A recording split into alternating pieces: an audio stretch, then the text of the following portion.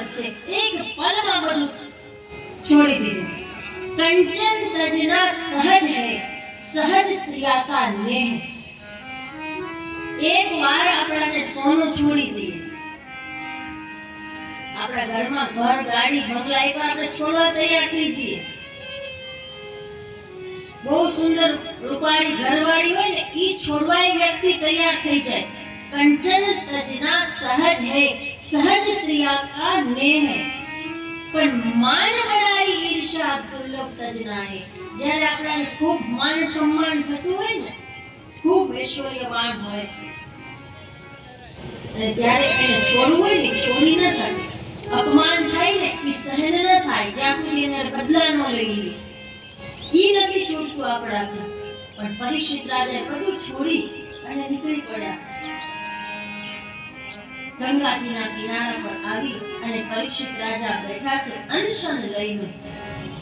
અને જ્યારે આવું ભગવાને જેની ગર્ભમાં રક્ષા કરી હોય, એ ભક્ત જ્યારે સ્વયં અનશન લઈને ગંગાજીના કિનારા પર બેઠા હોય, ત્યારે ક્યાંથી દૂર દૂરથી મોટા મોટા સંતો, કેવી મોટી મોટી જટાધાર સંતો, કેટલા મોટા મોટા હજારો વર્ષના તપસ્યા કરતા ઋષિ મુનિઓ ભાગી ભાગી અને બધા પરીક્ષિત રાજાની પાસે આવે છે.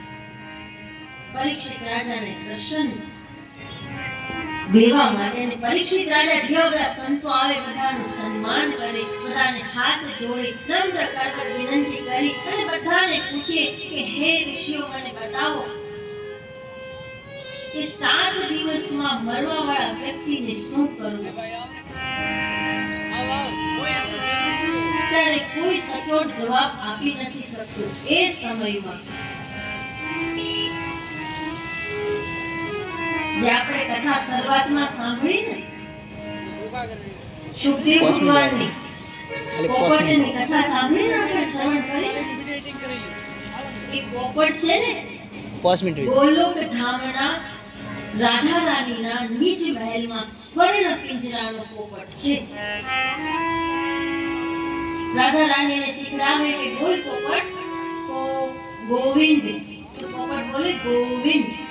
પોપટને કહે બોલ કૃષ્ણ, તો બોલે કૃષ્ણ. પોપટને જે બોલાવો ને, એ પોપટ બોલે, પણ એને અર્થની ખબર ન હોય. આપણે અહીંયાથી કઈ કીર્તન ગવડાવીએ ને, એટલે પાછળ બધા કીર્તન ગાય ખરી, પણ એને અર્થની ન ખબર હોય. આપણે રટ્ટુ તોતા છીએ. કેવા તોતા? તોતા એટલે પોપટ. રટ્ટુ તોતા